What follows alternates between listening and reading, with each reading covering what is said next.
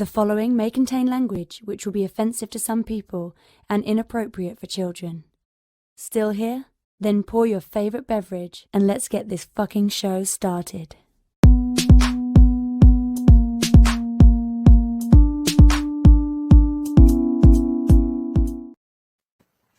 Fantastic Forum, assemble. Thank you for joining us again once again. This week for your weekly talk about comics, movies, pop culture shit. On the line here with me, I got Joe. Hey, what's up? Yeah, and then we got Oz. I'm testing out beers today, so this will be fun. What are you testing out? Starting off with this limited edition, which everybody where I work, like one guy bought 28 cases of this because that's all he could get from the store. Busch Light Apple. Oh, that sounds disgusting. You would think so, because I hate Busch Light and I hate apple cider. Yeah. But yet somehow, I guess because it's not overly sweet, it's fine. I can't imagine buying 28 cases of this stuff and drinking it all summer. But here and there, I could see. It sounds to me like it might taste a little champagne-y. It does. Actually, that's exactly that fake champagne that they used to give you when you were a kid. That's exactly what it tastes like. Oh, I hate it now. Yeah. That's what it looked like from the can. And then I'm moving on to this Rogue Honey Kolsch. The Kolsch. Yeah. Rogue really does good shit. So I assume that one will be pretty good. Yeah, I just first time I ever saw it, so picked it up, said, "What the hell? I'll try it." Yeah. As for Larry's taking the week off today, and I'll be hosting. We got a good show for you today. We're going to be talking about UZUMAKI from 2000. It's a manga adaptation, movie adaptation. We've been talking about UZUMAKI in the past. We did the teaser, reviewed the teaser for the Adult Swim manga, and we talked about Junji Ito stuff, which we always have fun talking about. So this is nothing new for us, but it's a nice retrospective review of a classic, I think. And we also have Venom 200. Just came out about 2 weeks ago. Going to review that today. See what Venom's been up to. It's a lot has changed since I last read Venom, and tell you all about it. As always, we're going to give you a free copy of that Venom 200, so stay tuned and see how you can get it. It'll be a digital copy, so the code will flash or I'll read it out. I don't know. Maybe I'll give you a challenge or something. I don't know. We'll figure it out later. But in the meantime, if you want to become part of the show, you can hit us up in the comments section like these dudes did. Hold on. Where's that picture? Go ahead, Joe. Put up that one. Tiger Klein chat says, what you guys think of episode 5 of Loki? Some really cool Easter eggs in this one. Okay, look, we'll get into that a little later, but also on our YouTube channel, we get a lot of comments, and this is one. Let's see. I don't know if you can see it, Joe, right there. From LH Wafer 1 from last week. It says, this is why I need Fantastic Forum. Life Story series was totally off my radar, but just saw Spider-Man is already on Marvel Unlimited and looking forward to reading FF. Larry explained it right. And that's from one video we posted last week. It is Lawrence and my review of Fantastic Four Life Story number 1. Check it out. It's here on our YouTube channel. We also have some Oz's packages. He's done a few of those, and those have been getting some attention because people are just as unhappy with Loot Crate Fallout stuff as Oz. So yeah, join that conversation there. And as always, if you want to join the live show, you can. The lady will tell you how right now. Want to get in on the action? Call Fantastic Forum on Skype and join the fun. Too shy to call in? It's okay. You can join the Discord chat room available at fantasticforum.live. Join the party. You know you want to. But yeah, and let's talk about a little bit about that Loki. Well, I haven't watched. We have a caller. Oh, okay. Let's see. Infamous 8547. Who are you? Infamous 8547. You're on mute.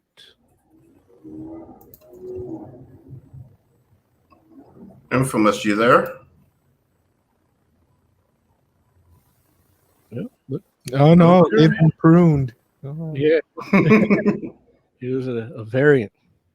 All right, go ahead and take him out. If he comes back up, he'll let us know in chat. Wow, you ruined this for me with that realization. Yeah. I drank it. I was like, oh, this is nice. And then you said something, and it's so true. I was just curious about what it would be, what it would taste like, and that's what it looked like to me from the design. I'm sorry. Yeah, no, you're always right. Oh, we have Asuna Yuki TDV calling in. Hello. What's up, man? How you doing? Oh, fine. How about you? Good, man. Just here talking some comics, drinking some beer. Gonna talk a little Uzumaki a little later.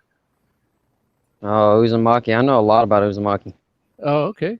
Good. Stay tuned. What are you trying to say right now, man? Really, I just wanted to join the show and see what all the action was about. I've seen almost all of your videos so far. Thank you. I appreciate it, man. I appreciate it. Yeah, no problem. Well, yeah. So we're just gonna go ahead and talk. Tiger Claw in chat asked about Loki episode. What is it, 5 now? Yeah. I didn't watch it yet, but you guys have you watched any of them? Is the question. Yeah, I watched all of them. I just watch them on Fridays. I'm a traditionalist. Okay. Yeah. So tell me what you guys think of this new episode? Jay, you're the one that hates it. Actually, no, caller, have you seen it? Because since you're the new guy here.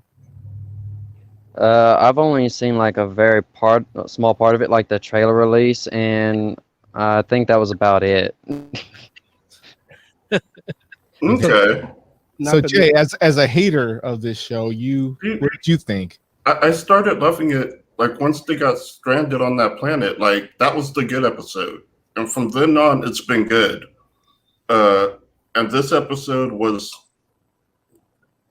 even better. Like we get to see a ton of Loki variants, including a crocodile, alligator one. And we see like a cloud dragon. I don't remember its name.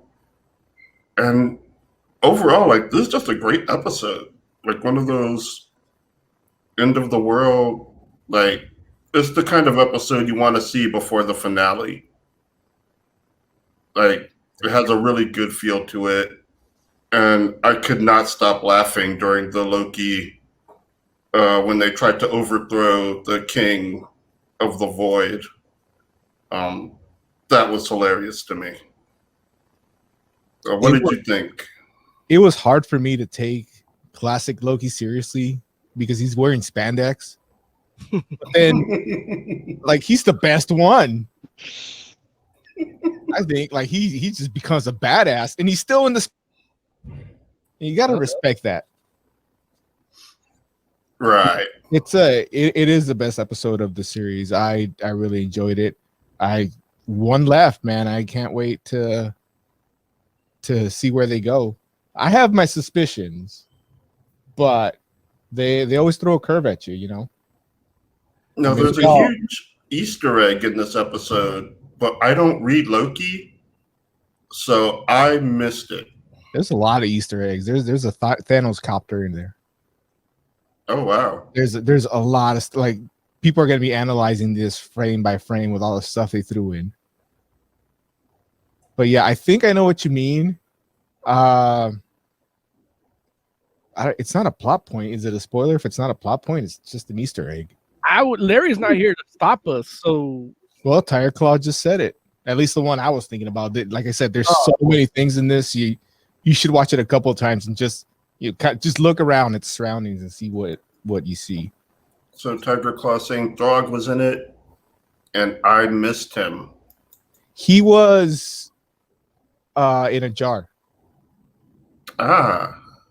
So you'll know what. And I wasn't even sure if it was Throg. Honestly, I just saw like a little tiny Thor looking thing. But I guess because he was jumping, people are saying it's Throg. I don't know. It's one of those things I gotta really look in, like, zoom and enhance or whatever, however it's done. So that means we're really close to Pet Avengers now. Because we got what is it? Lockjaw. We got. Do we have Lockjaw though? Yeah, because of Inhumans. Yeah. Does that show even count? Like, really? I mean, Well, Lockjaw's getting a movie in the next phase, I thought. I personally think it counts. yeah. Look, Asuna UKTDV. Okay. I don't know how you're gonna squeeze Mephisto into that. Oh, no comment. And then we got Throg. We got Miss Lion. We got they could probably use that cat from who's it too from Captain Marvel. And then they could use who else? Red Wing's gonna be a robot, so that's not cool. But Right. who And am I the missing? X-Men aren't part of this, so they can't use. Lockheed? Right. Not yet, at least. But it's a different universe, so they could still. Look, we're getting there, man. We're getting there. We're getting there. They could just use the dinosaur from the Runaways. I still need to watch that. Tiger Tiger Chat- Clan Chat says, I think we finally see Kang. In the episode, the Avengers building was in The Voice, but it had a different name on it. Forgot what it was called, but it's associated with Kang. Yeah, Tiger Claw's been watching other YouTubers talking about Easter eggs. I know I saw that video too, Tiger Claw. Yeah, they zoomed and enhanced, and it had the name. It starts with a Q, but it's associated with Richards, who is Kang. It's like the company he's with. Richards is Kang?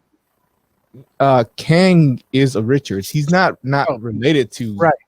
He's a descendant. Is he? I thought he just happened to have the name Richards. I didn't know he was an No, actual. he's a descendant. I think he's because I think Reed Richards' dad was a time traveler, and he's like a brother almost from the future. Okay. Well, he works for a company, Quang or something. It starts with a Q. That was on the tower. So that's probably what he's talking about there. But there's a lot more hints that we are going to see Kang the Conqueror at some point. Well, I think the biggest hint is that he's going to be the villain in the next Ant-Man movie. Like, there's an Now, actor. that would be very interesting. There's already an act. Like, we know the actor that's playing the part. It's not a secret. it's the dude from Lovecraft Country, but also, Believe? yeah, but the chick, the head of the TVA, Renova, is the chick that Kang time travels to have a kid with in the past. Right. And that giant cloud monster thing is actually in the comics. He was at the border of Chronopolis, and they had to distract him. I think that's where they get Tempest to kind of fight it, so that they can go into Chronopolis, and that ends up freeing Kang and sets off a whole bunch of stuff. So that's where everything's pointing. But hey, like I said, they'll throw a curve at you. You never know what they're going to do. Kang is definitely set for Ant-Man Quantumania. I hope this is the setup. Might be, might not. I'm tired of coming up with stuff that ends up being wrong. What if Kang was after credit scene? What if Kang is Mephisto? So, I guess speaking of amazing television, we weren't on last week, so we did not get to talk about the season finale of Batwoman. Oh my God. Like, this joint was amazing. It I was hate you so much. It was fantastic. Like, only one small issue with it. The origin of the Batwing suit was dumb. But other than that, Dude my in the Batwing suit was dumb. I mean, he's getting used to it. This is his first time. I hate the fact that in this show, it's not the people that are the superheroes; it's the suit. They even call them super suits. Like without the suit, they're nothing. See, that's what made the episode great because old girl was able to take out Kate Kane even without the suit. Like she went head to head with her suitless and was able to prevail. She didn't really prevail. Well, she won at the end. Like she's Joe. got the suit back. Joe he's creating a time variance. I feel bad for the actress that replaced Ruby Rose because she got 3-4 episodes and isn't coming back for season 3. And it's not even like they killed her off or anything. She just now, you know how Bruce Wayne disappeared at some point at the beginning of this show. Now she's gonna disappear to look for Bruce. Nope. Well, he was saying she's gonna disappear to look for Bruce. And it's kind of poetic because basically the main thing. Maybe. Hold on, finish up, Joe. Sorry, Oz, you kind of froze. I know. I saw. Joe said you were going to say that it was poetic. No, I wasn't gonna say. He was saying, like I said the first part, but then when I was saying about poetic, that was me. You were inserting. Yeah, because one of the things about the series was that Alice felt abandoned because no one came and looked for her when she was kidnapped. And so Kate's going to look for Bruce so that they don't get in like a similar situation. Like Alice was waiting for someone to come find her, and she's like, what if Bruce is waiting? And so she's going to go find Bruce. I've often wondered about that. I was wondering where in the world did Bruce go? Because one episode he's there, and the next episode he's just not there. Well, the Bruce that shows up isn't real Bruce. It's what's his name? Hush. With Bruce's face. Then there's another episode with a Bruce, but that's a hallucination while Fox is dying. I actually love that scene. It reminds me a lot of that episode of Buffy the Vampire Slayer where she was dead and Willow brought her back and she was like super pissed off because like she was in heaven and like she had her paradise and they brought her back and she was like pissed. Like and that's kind of like what happened with the Luke. Like he was like, I don't want to be in this world. Like, I want to be with my father. And you brought me back. Like I don't want to be here. So it's kind of interesting. Like, there were similar scenes. And now he's Batwing. I hate that. The thing that sucks about the origin of this suit is that it's basically Luke when he was a kid drew of what he thought a black Batman would look like, as if that means something. Like it's just mind-numbingly fucked. Like the Batwing suit is supposed to be like the Mark I version of the Batman Beyond suit, right? Like it's when he started to add technology to it like that. Right. I think they did say that. But yeah, he's like, oh, I drew this when I was 6, and now that what would a black Batman look like? It's Batman. Like it's just weird because when you see Batman, you don't see black or white, or you shouldn't. You should be just seeing Batman. Like so that was just weird. Well, it depends on the too. What does being black have to do with your bat being blue? I have no idea. Yeah, it's weird. But other than that, the episode was amazing. It's also weird that Luke Fox has been helping Bruce Wayne for a couple of years, and like season 2, he's finding rooms in the Batmobile was in the Batcave and he didn't know.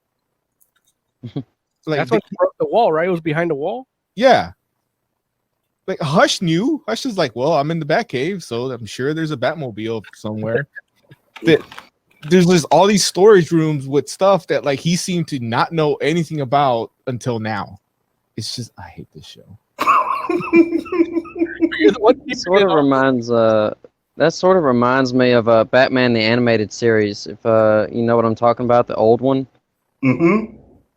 It reminds me of some of the last episodes where he brought in his apprentice to replace him with. They never really completed that series after that. Any questions as to why? Because I have no answers. I'd like to have answers. Of the Batman Beyond series, they did complete that in Justice League, and they kind of okay. just did like a final episode. Yeah. Yeah, because they were just like done with the series, but it did get a finale, a true finale. In I mean, do you want to know why Batman Beyond was chosen to be Batman? McGinnis, I guess. Yeah, McGinnis.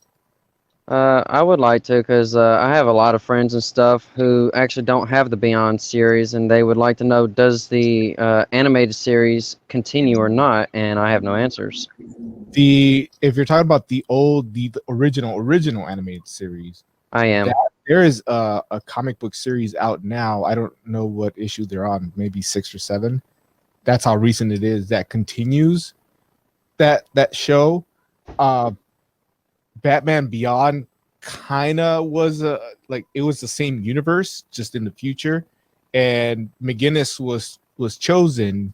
He became Batman Beyond because Amanda Waller wanted to create a new Batman. Was getting old. I don't know if she actually knew it was Bruce Wayne, but she knew the guy that was Batman was getting old. No, she knows. So she took his DNA and implanted it into a lady to get her pregnant. So first of all, McGinnis, yeah, he's half Bruce Wayne. He's technically Bruce Wayne's illegitimate kid.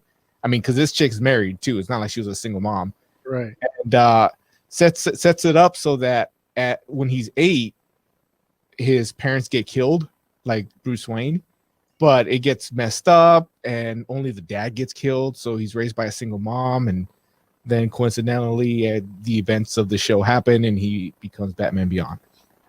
Do they show in the where Amanda Waller milked Bruce Wayne or Batman? She used his blood because he bleeds all the time. So right, like a bandage or something, like squeezed it into her bahoo. Honestly, that's how that works. Is like an amazing scene in the she's cartoon like, because it, like, in there. No, like when she's talking about it in the episode, Terry is talking to Waller about it, and she mentions that he left his DNA all over town, and like Terry just like looks at her like. Like not even remotely what I meant. Yeah, sort of. She has a point there. If you know the movies, Batman Year One, that kind of sets a good statement right there. He falls off a fire escape and leaves drops of blood all up staircases as he's trying to escape the police and everything. So you see what I mean? DNA. She had a point. He left his DNA everywhere he went. Right. Yeah. Without, and she knew who he was, so she could like match it. Yeah, I mean, even in the movies now, she knows who he is. Yeah.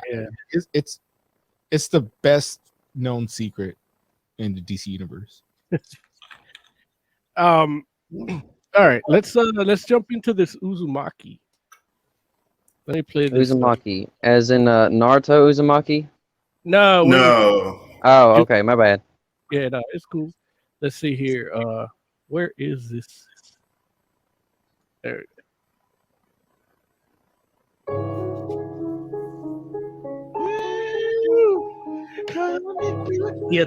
Comic book theater.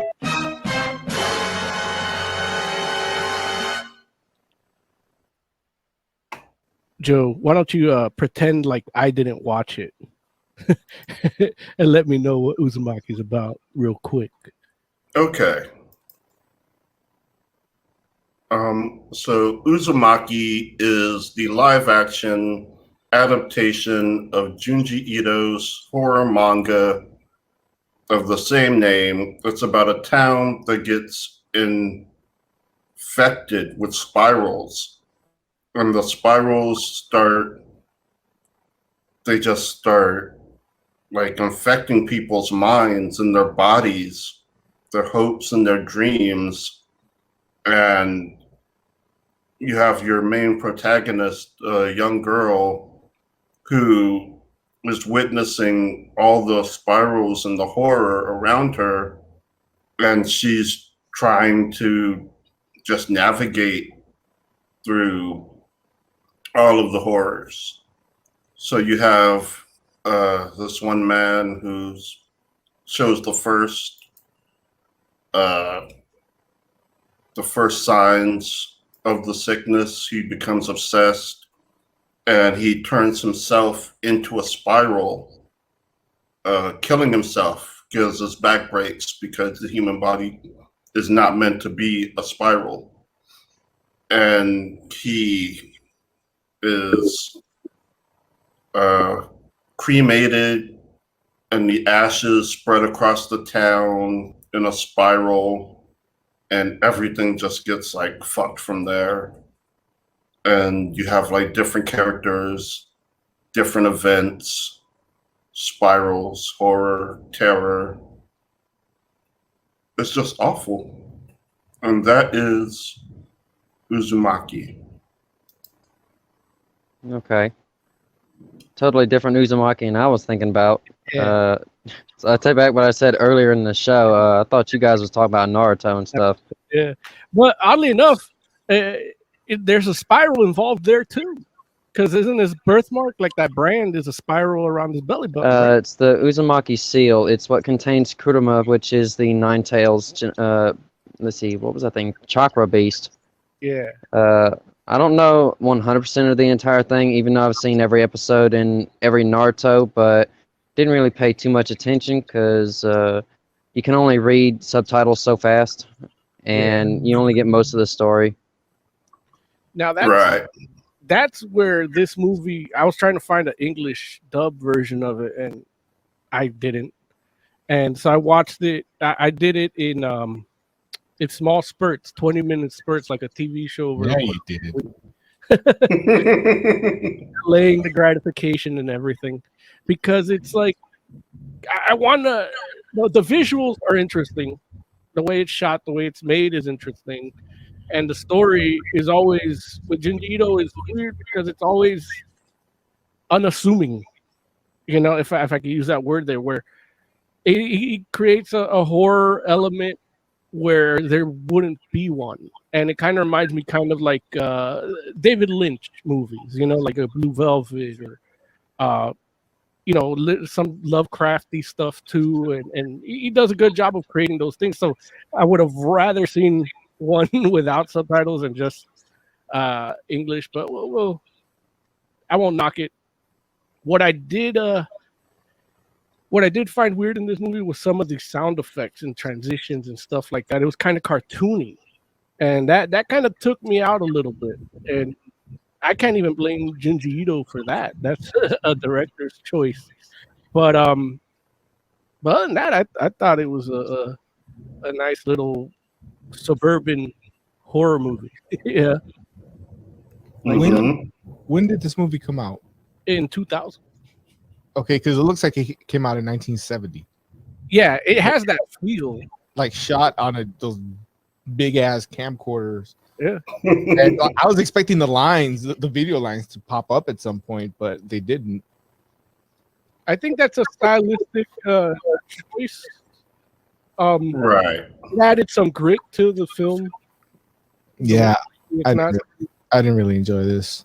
It was slow paced. I mean, it's a Japanese horror, so there a lot of ambiance, but it's slow paced. I read most of it, but like you said, man, sometimes those subtitles go quick. Yeah, they do. The movie itself, it's fine. I can't can't get into the ambiance if I'm sitting there reading, and that's just a flaw with me. I know there's people that are probably like flipping me off at this point because there's the whole sub versus dub, and I don't want to get into that. But some people can handle it. I just can't. I need to know every word that was said. Right. I know for me it was a lot easier doing subtitles when I was younger, and now it's a little more tedious, and I can empathize with that. Like Yeah. I have a friend named Savior, and he types with like random things capitalized, and he'll make weird like substitutions, like putting letters, like numbers instead of letters. And when I was younger, I had no problem reading it. Like it was just like reading words. But now that I'm getting older, it's like I have to read it like a couple times sometimes to understand what he's saying. But Right. that friend might be doing you a favor too, because it's like, okay, no pressure to write back.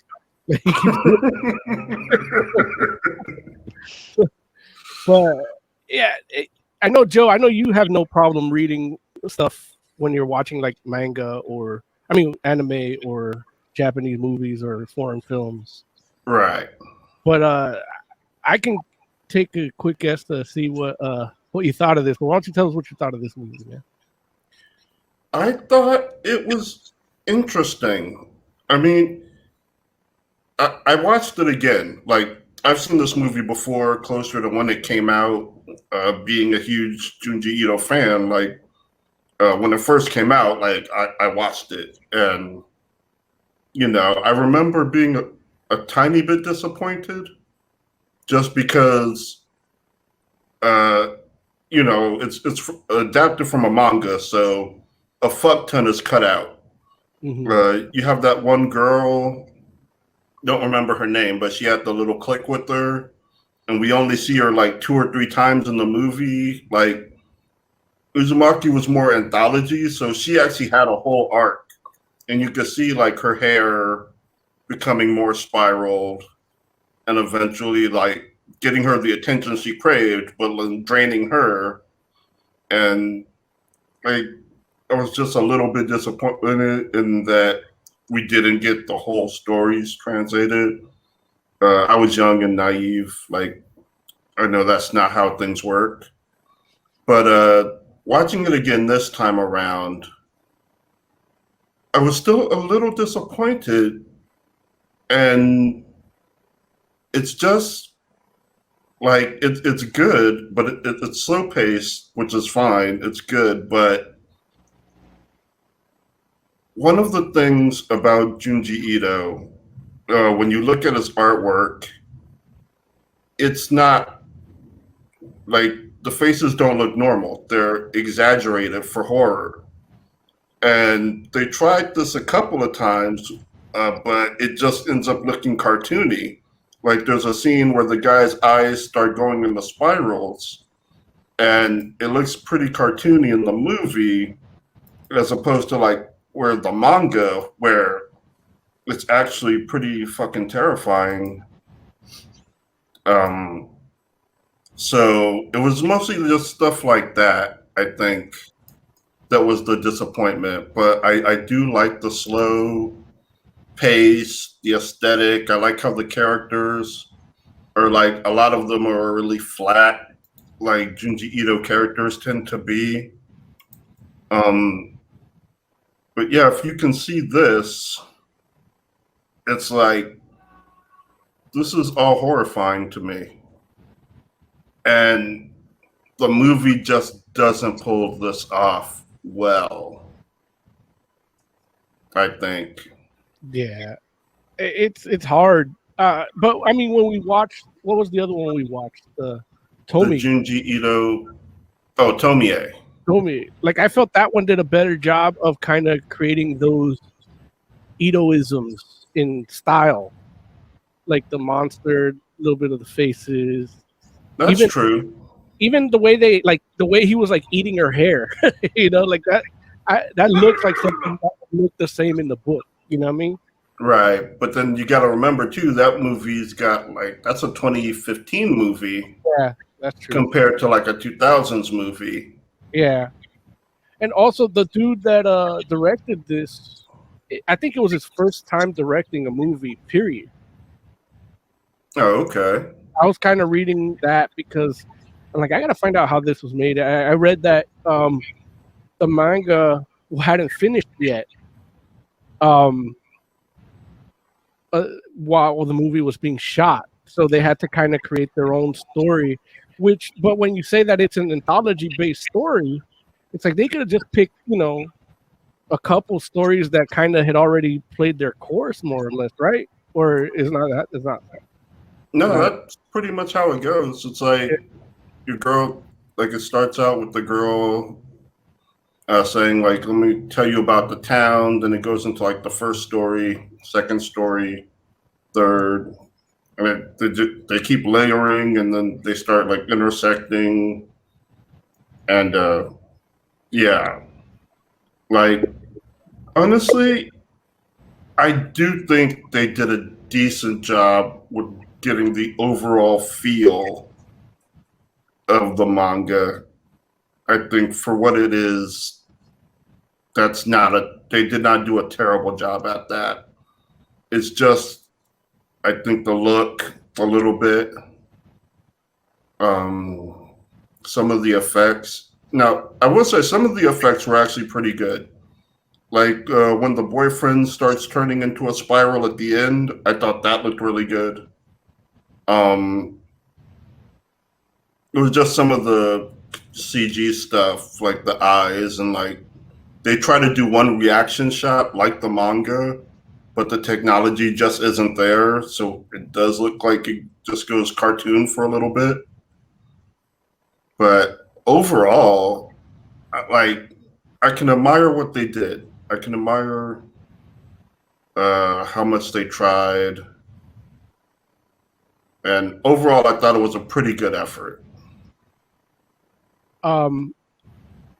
Do you think that when Larry shit himself watching this, like he shit in the spiral? He might do that. I'll be disappointed if he didn't. Yeah. What hopes do you have for the anime that's coming out? I hope it's gonna be like that panel I just showed you. I'm hoping we get that. Like it being animated, it should have the exact feel. Like I'm hoping that it just has the exact feel of the manga, and it just goes like it's not afraid to be creepy. It's not afraid to do those zoom ins. Yeah, like that's my hope, that it will be like the manga just animated. Like it'll feel like the manga just started moving. Okay. Let's see. Let's jump into this rating system we got here. Oz, man, what would you give it out of 5? Out of 5, what? Out of how many spirals out of 5? Like how many Larry spiral things? Yes.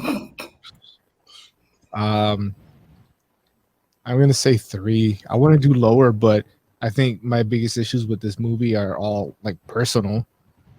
I don't want to say it's bad. It's just I can't there and watch and read and feel the ambiance they're trying to create for me. Do you want an American remake? No, because it'll probably be horrible. I just want a dub version. Just give me a dub version. I'll watch it again.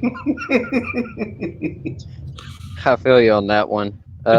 Felt the same thing with Ghost in the Shell. They did a live action of Ghost in the Shell, and they didn't even stick true to the story, let alone the script. Yeah, Lauren It's pretty good, but it wasn't that good. Lauren should watch it again and read all the parts, and then I'll watch that.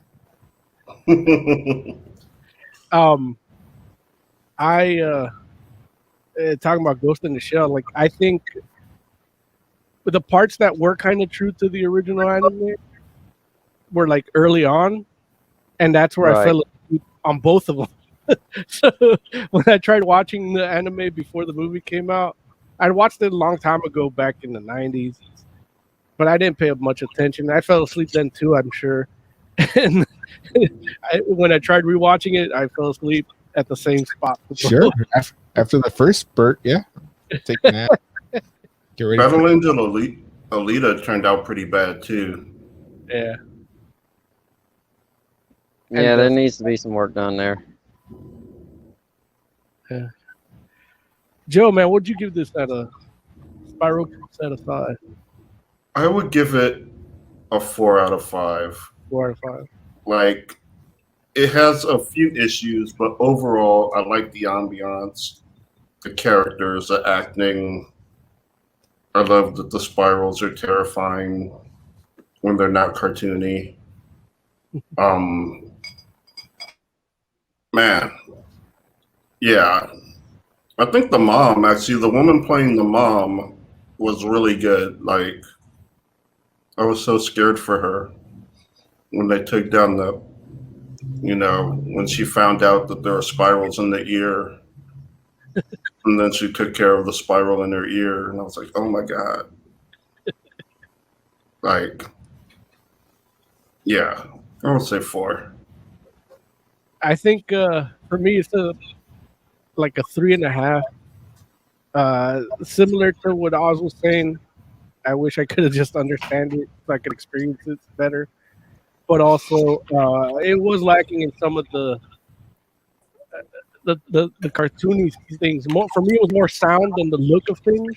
Just like the transition sound with the iris, like like I was like, this takes me out. I don't like this. And then, but what I could say is that I could probably watch this movie again without any subtitles and just look at it and look at stuff play out without understanding, and I'd still enjoy it.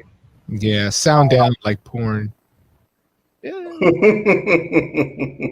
gotta take care of that spiral in the ear, man. Sound down, one spurt at a time. I see where you're going.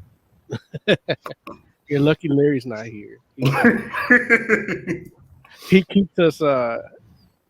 He keeps us clean. But yeah, 3.5 out of me for me. I think it'll be good.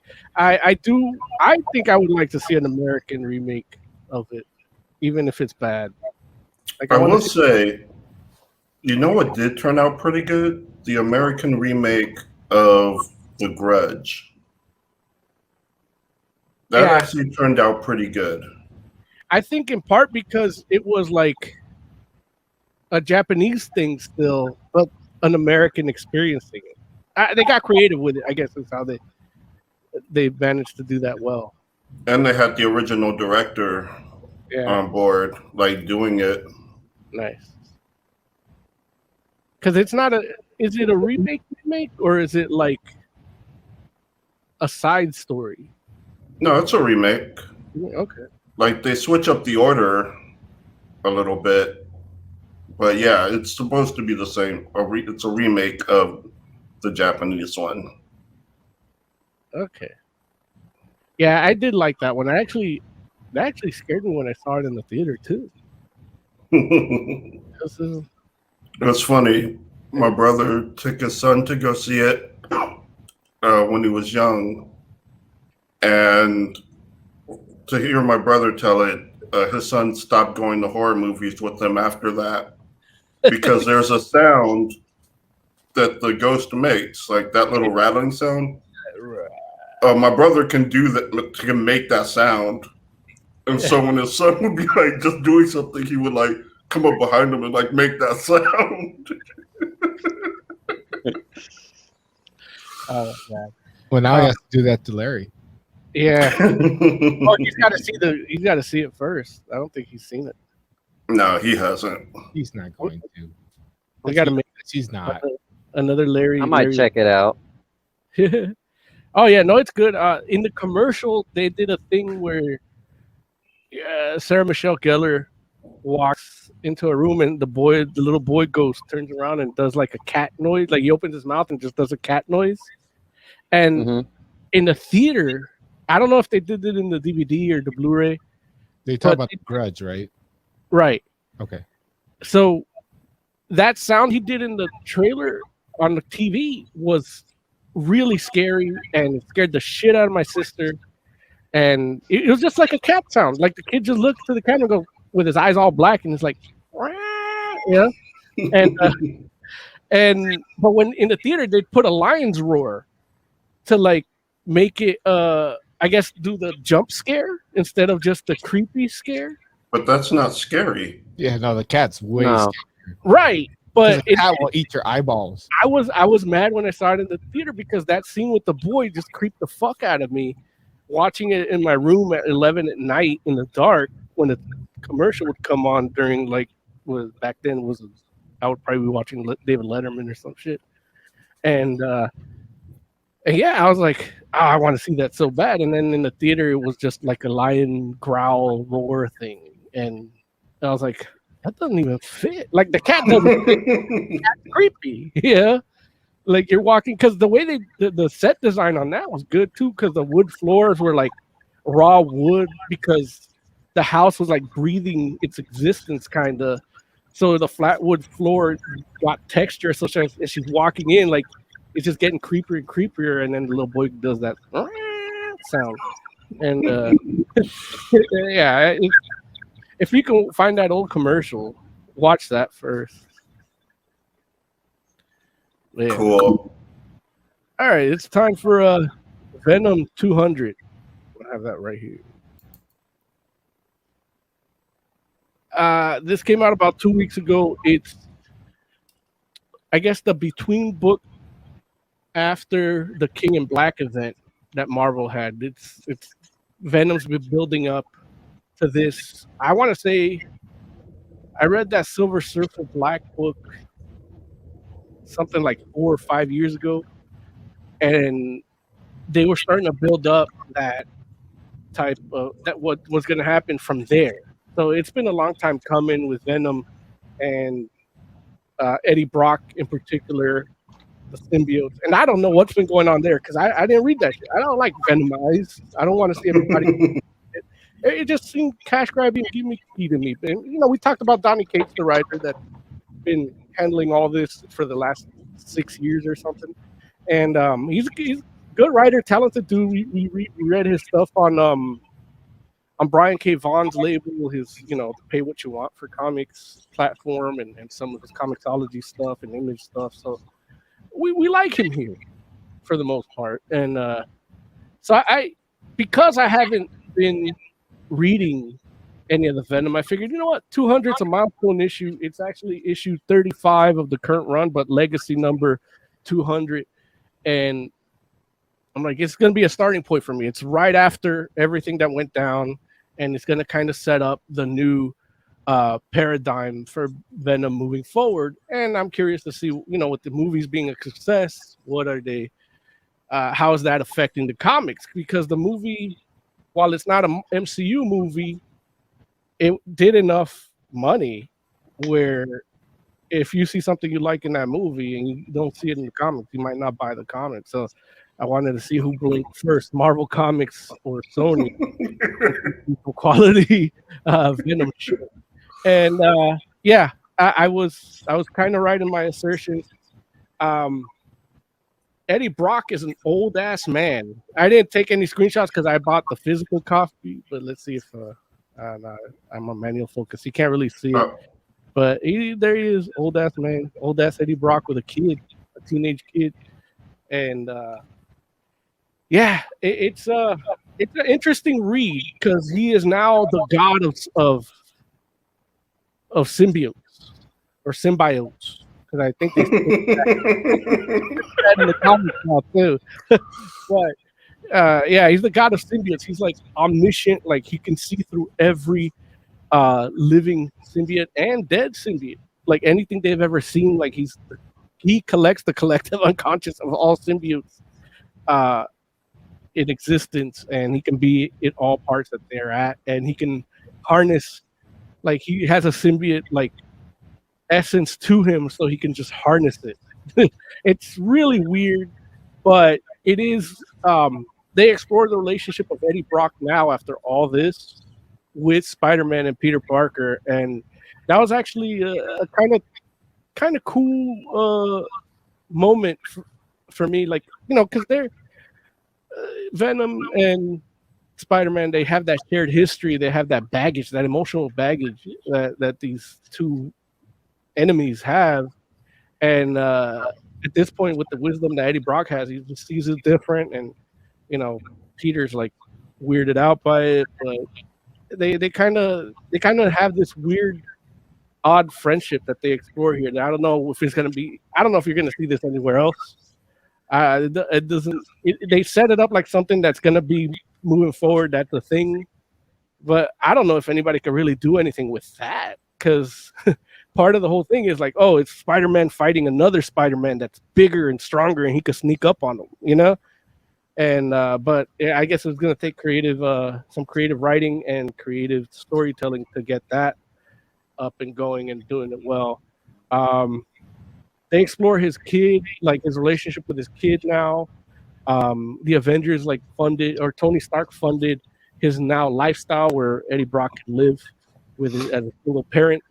And then there's a symbiote dog that walks around with Venom's son, and that's the origin of that Venom because the legacy is passing forward to his son. Spoilers. What was the cat?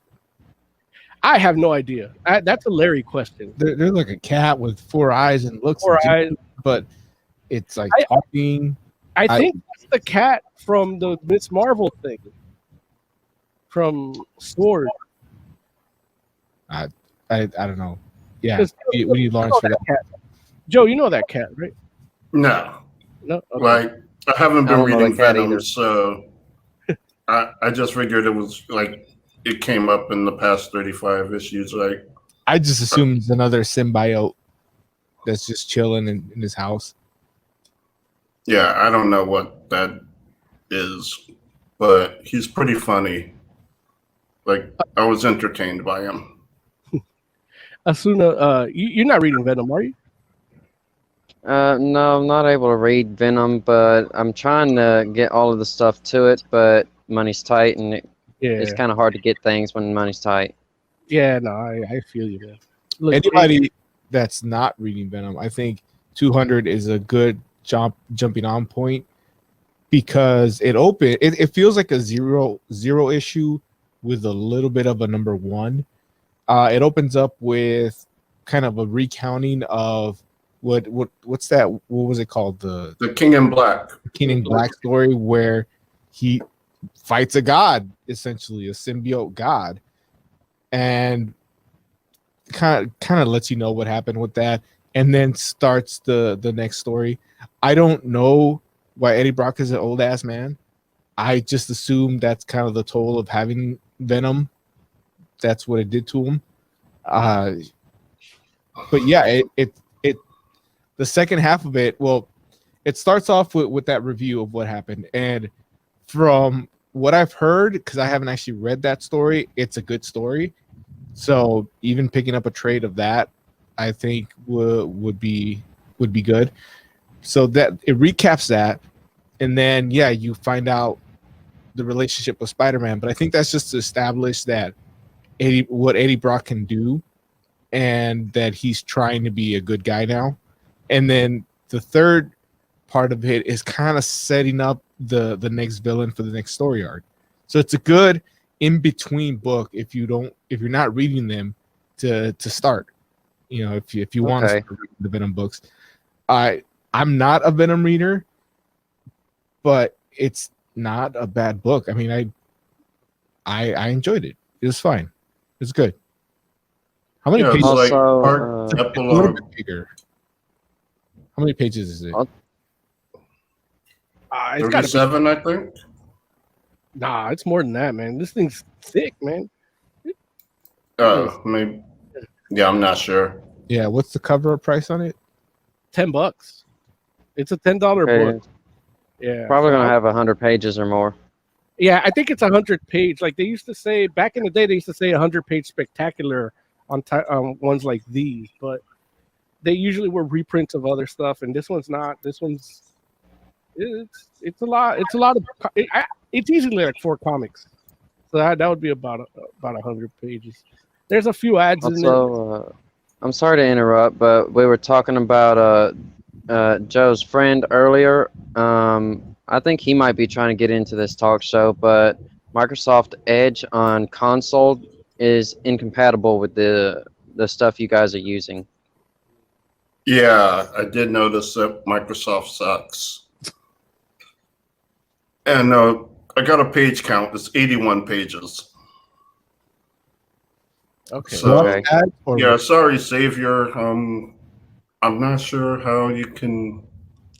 Yeah, you have to talk to Microsoft and tell them to fix their browser or let you download Chrome.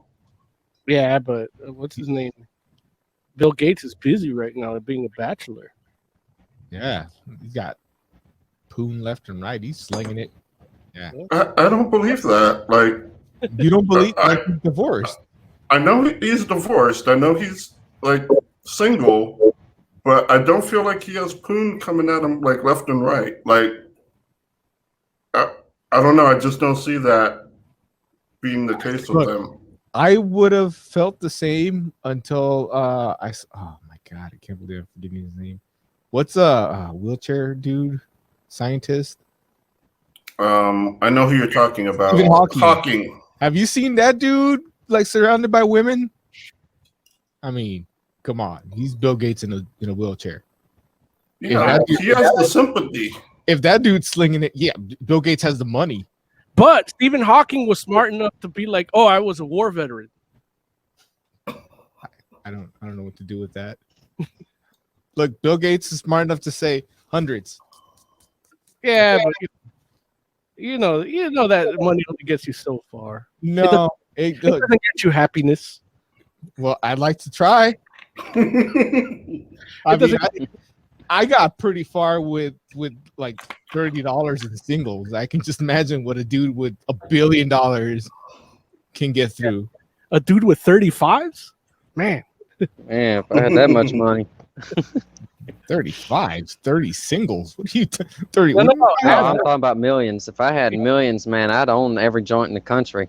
Yeah, if each one of those singles was a 5, oh my god, I'd rule the world. You have no idea. I think if I had, I'd just be like Uncle Scrooge. I'd just be a hermit Or rolling. I'd have a really big stack of comics that I would read for the next week. But that's just me. I'm no Bill Gates. I'm no Stephen Hawking. I ain't that smart. Yeah. So Venom, yeah, I thought it was good. It's good. It's like It's a part good starting. prologue, part epilogue, part prologue. It sets up. It's interesting because it sets up 2 different things. Like it sets up a big story arc, and it sets up his son as Venom, and which I'm assuming. Well, if we're not spoiling, then so if we're spoiling, then yeah, I'm assuming that his son. Because right now there are a shit ton of symbiotes on Earth. And so I'm assuming that the son is actually going to be dealing with them. Mm-hmm. And the other thing is going to be like the next big Marvel event. Well, I know in the story, the King Black or whatever story, I know his son was powerful, was in it and was powerful. I want to say he was Canal or whatever the dude was calling himself. But like I didn't read the story. I just know bits and pieces. I just remember the son being a powerful symbiote host in another reality. So yeah. Speaking of symbiotes, my father made a comment when we saw the Venom movie. He made the comment, what if Clark Kent were to get the Venom symbiote if he were compatible? That would be weird. But It's like eventually it's not gonna work because in DC 1,000,000, Superman lives in the sun, and the symbiotes hate sun, like they hate fire. So I'm not sure it would work out. Also, Like as soon as Lois dies, like the symbiote is gonna die because Superman's gonna live in the sun. Also, Superman can hear everything at once. That's a lot of sound coming at Venom. Yeah. One thing that people would think if Clark Kent would get the symbiote would be like, what if he makes him a murderous person, or and Donny Cates actually fucked with that. It turned out that because the symbiote was cast out from the hive, it actually went nuts. So once he went back and he was in space and stuff, kind of leveled out, and that's kind of what we see with Eddie now, where Eddie, like, it taught him how to be good and how to be more even keeled about shit. You know, that's how they explained Venom at the beginning, right? That he was just Right. not, he was disconnected. And right? You mentioned Suna, you mentioned the movie. I was gonna mention that like I said, I'm not reading the Venom comics. I don't know how long they've been doing this, but they do the movie thing where he like comes out and he's talking to him and he tells his kid, "Hey, you're gonna be late for school." I was expecting for the symbiote to make pancakes at once. That's one of the things I hated, and I hated in the movie, and I here Yeah, there was it works. there was a scene in the movie that you made fun of, and I swear they did that panel in this book. Yeah, they did it, and it's if you watch the what was that thing called, something the Maxim. Parasite the Maximum. Right. You're talking about a Japanese anime there. Yeah. Well versed into it. Yeah. So I felt that the movie was a rip off of that. Like it was the American remake of that. And to the point where there's like a scene in the movie where he's looking at it just like the dude is looking at the parasite, like same angle and everything. I think you posted a side by side too. Yeah, on our Instagram. And here they're doing that too. And I hate it. I hate seeing that. But the overall story, how that all ended up playing out with the kid, like I'm not entirely mad at it. I'll knock off a point maybe, but the thing is, they got to sell these books. If the people want more Venom from the movie, like you got to sell these books. It really turned into like a pitching contest for them. Like, all right, who's gonna bow down first? It's always the books, especially when the movies do good. It's always the books that blink. Yeah. It's just, for me, it's just a little different because it's a Sony thing and not a Marvel thing. Having Star-Lord look a certain way because of the movie makes sense from a synergist business model. Whereas, it wasn't that long ago when they were like, don't draw any commissions of Fantastic Four when that shitty movie came out. You know what I mean? So, it's just weird to see it with Venom, but when you say that shitty movie, you got to be more specific. We're talking about Fantastic Four. I like the second one. The Silver Surfer one? Yeah. Yeah, but you like Silver Surfer. I like that one too, especially when they all combine their powers together. Yeah. Like that felt like a Fantastic Four story from like the 70s or 80s. Yeah. I don't think I was a fan of either of those movies. How about the third one? Just Jessica I Alba. kind of like the third one. Wait, the third one? You mean the new one, right? The newest? Yeah. Okay. Like I kind of like that one. Like it has issues. Yeah, the issue. I fucking hate how arrogant that asshole was. Everybody in the movie, right? No, I'm talking about what's his name? The Black. Oh. Killmonger? No, I know who he's talking about. He's talking about the professor, Right, right? Michael B. Jordan. Michael B. Jordan. Right. He was like talking so much shit, like about how we're gonna see it anyway. It's like fuck you, asshole. Oh, Joe- you mean in my- real life? I thought you meant in the movie. Because No, in like real life, he was being a dick, yeah. like an arrogant prick. Yeah, look, those movies are something that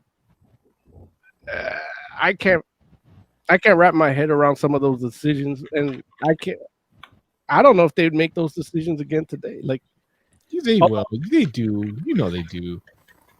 I don't. Well, look, I guess I'm being like Larry because Larry's not here. I don't think Marvel would do that now that they have the rights. I think there's people in Disney that would do that, but I hope that the Marvel studio guys are like have the cachet, the proven success that they would be left alone. But you never know. There's always those executives saying, "Well, people want this. Let's do this." I'll be honest. If they can just get everyone to be the right race, that would be a huge improvement. That's a big ask, man. I know, right? I mean, you saw fucking Eternals. That thing's gonna be a hit. I know it is. Yeah, Oh man. yeah. But I mean, maybe since there's only 4 of them, they can get it right this time. Look, that makes it even worse because they literally have like 4 like skin tones to choose from. So it's like, if you make it's only 4 of them and they're all white. It's like, man, you need at least one, darker shade of white. Like it's I don't know. There's more to look at. It takes off. They can knock off that 25%. They're gonna with just one person. They're gonna change colors throughout the movie too. Like Reed Richards is gonna be dark, really dark at the beginning, then when he stretches, he gets lighter. What? I was gonna make a Ben Grimm joke, but I can't make turning red funny.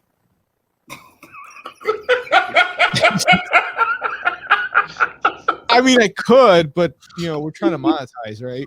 Like that's the end goal at some point. Go look at my package.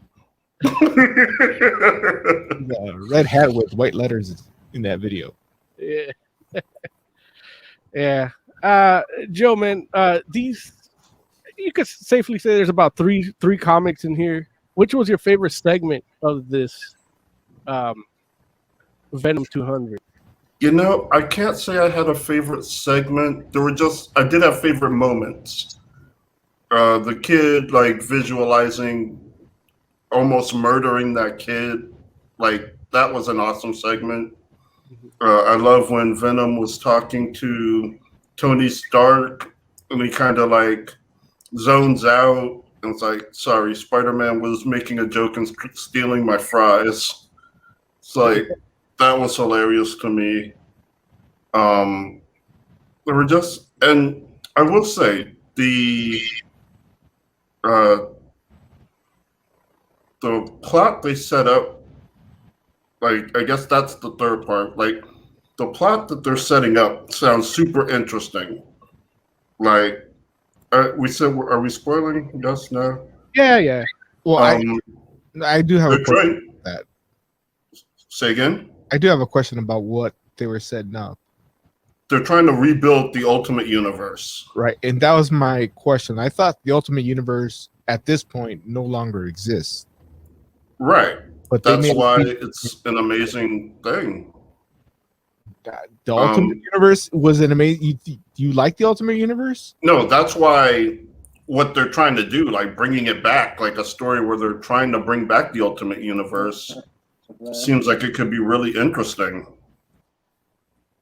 Infamous in chat says, Infamous here, sorry about earlier. Savior sent the other link and asked me to say that he is still trying to join the show. Then now he sent this link to say it again, and I'm sorry if I'm bothering.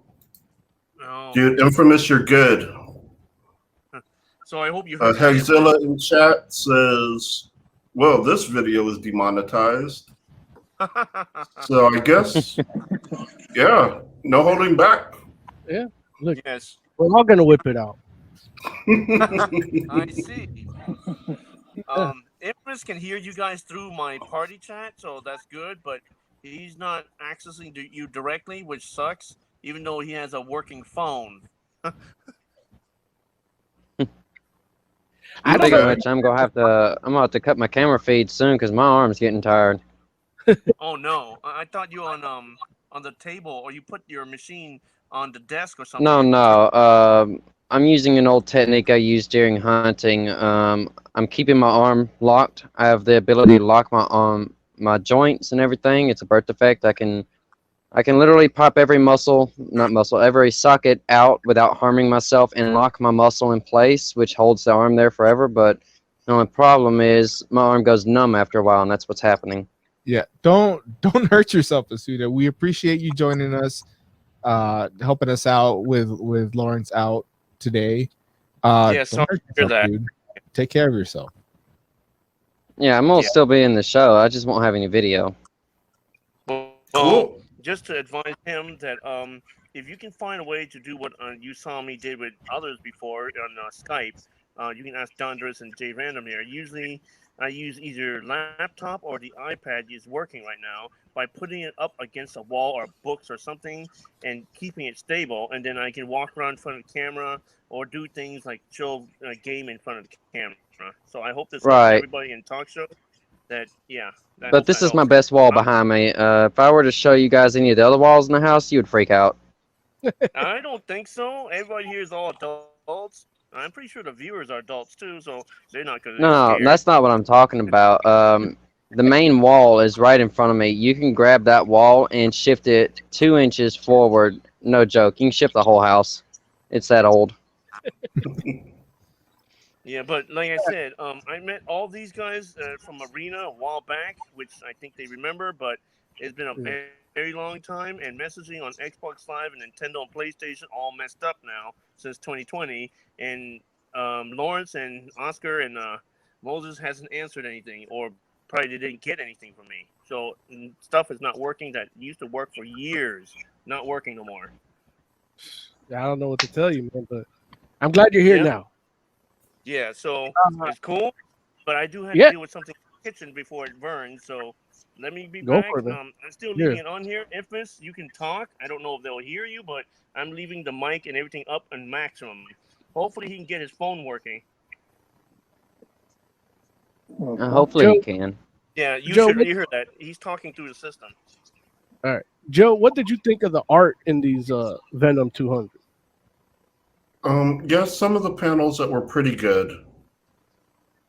Overall, I think it was fine. Like, I wasn't blown away. Like, I guess there were like a couple panels where there was like, oh, that's actually pretty well done. I love the Flash, like Flash venomed up. They drew him pretty well. But yeah, overall it was okay. Like That Flash segment, like some of it I liked, some of it I didn't. I don't know if I can do a whole comic of that. It was like too zoomed in at some points. I don't know. I didn't feel what you felt about that segment. Yeah. Yeah, but I did like that story though, and I would want to explore that more. Right. Oz, what was your favorite segment of this book? The opening, well, I guess the Spider-Man stuff was interesting too, but the opening made me want to go pick up another comic.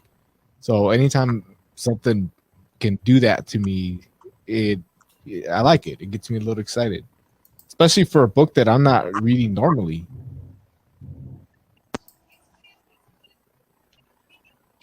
How about the art, man? How'd you like the art? The art was fine. It wasn't great. It wasn't bad. It's traditional comic art. It's fine. I have no issues with it at all. All right. let's go ahead and do a rating of this. Joe, man,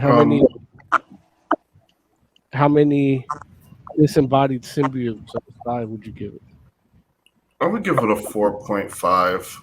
Like, I actually did end up really enjoying this book. And I'm kind of looking forward to the stuff that it's setting up. Like, I might get into Venom again. And I will say, one of the things I did forget to talk about is at the end of the book, they have all 200 covers. Mm-hmm. And that was so nostalgic. Like, looking back at, like, the Lethal Protector covers, Funeral Pyre,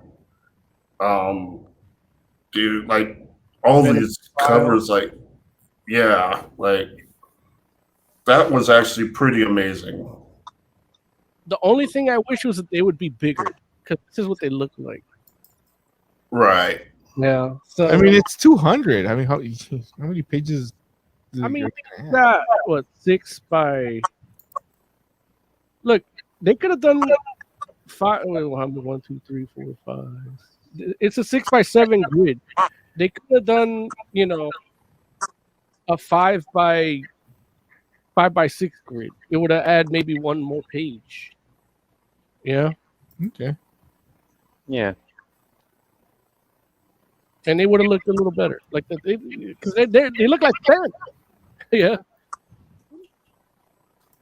But yeah, I give this a 4 out of 5. I enjoyed it. I didn't think I'd enjoy a lot of this new Venom stuff, but like Oz said, it intrigued me to get more, or want to read more, and I want to read what's coming forward. So it did its job. 4 out of 5 for me.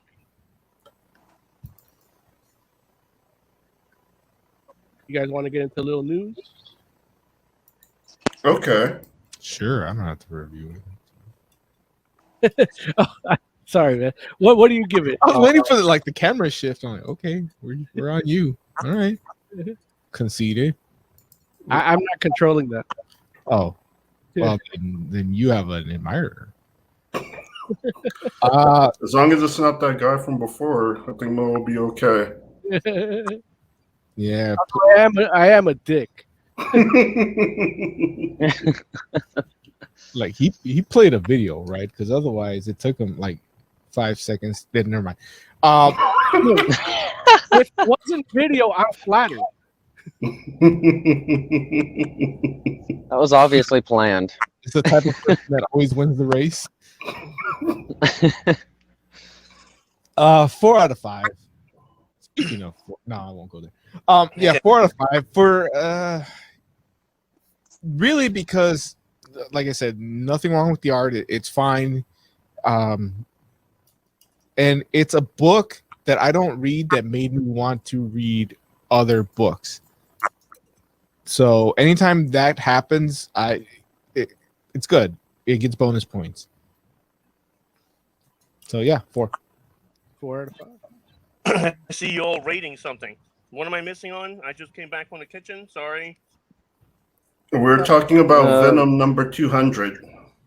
Oh, comic book, not the movie. I'm still trying to catch up and buy all the movies. I'm sorry, no spoilers, but yeah, I'm still trying to catch up to everybody. Sorry, but yeah, the new movie, I think it's already out.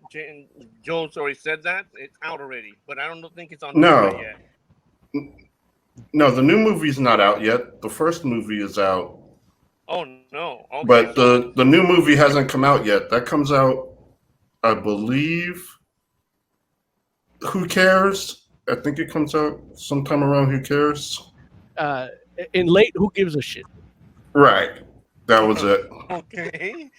That would be also for the Venom number 200. I would have to start buying all the comics and catch up to you guys. But as for Uzumaki, I'm definitely going to check that out so I can give a proper review. Yeah. Put it in the comment section when we get to it. Cool. I don't know if Infus has anything to say. Add because he's a fighting fan, similar to Don't Shoot Me, which he's not here, so I don't give name out. But I think Moses or maybe Oscar will remember him. Went with Joe and me to Arena, so you might know him already. But Yeah. him and Infamous here and a bunch of us are all fighting fans. So maybe Infamous can contribute something by talking about Marvel vs. Capcom or X-Men versus Street Fighter. Well, when he's ready. So, I don't know, Infamous, you can hear us. I know you can hear me, but they may or may not get you through this theater system or something. In the meantime, I'm gonna play some news music. Yeah. Checking if you guys can hear. Say something, Infamous. See if they can hear you. We should have a. Yeah. Can you guys hear him? I barely heard him. I think I heard him say the word hello. Yeah. So that means It's been a he long can time hear. since we've gone off the rails like this. I miss it. What we Just be need right careful, now. 'cause the next time you guys air a show, I'm pretty sure Mayor Young 99 is going to reel you guys in thoroughly. Like her, I blame him. Well, not like that, but like Really? Jeez. But yeah, yeah. Unfortunately, from what Joe told me, he's dealing with some issues over there. What are you doing? What happened? Here, hold No. on. I need to get in on the action. I don't know. comic book news. We should have a like her. Well, not like that, but like Law and Order. Oh man. I had to jump in. Sorry. Yeah. So what's our first news story? Or let me go first. yeah, go for it.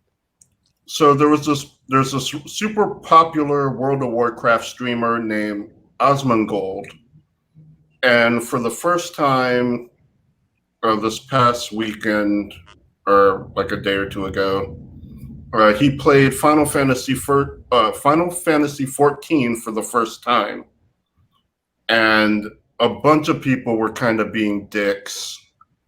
They were following him around and like with their oversized mounts and like getting in the way, kind of just like kind of being pains in the ass. And it wasn't like for the entire time, but it was enough for Square Enix to come in and start handing out bans. And their statement is like, we want everyone to have a good time. Like, people come here to relax, to have fun. If you're getting in the way of that, we don't want you on. Hold on, Joe. If you can clarify, you're saying that your favorite MMORPG there, people came in and harassed a new person streaming and didn't leave him alone and just want to show off that they're overpowering him. Is that what it is? Something like that, yeah. They're just being show-offs and they're being rude about it. Don't leave him alone. Right. Was it just like, did they not like him, or was it just because they knew that a lot of people would be watching? It seems to be like because a lot of people were watching. Like, the dude brought in like 200,000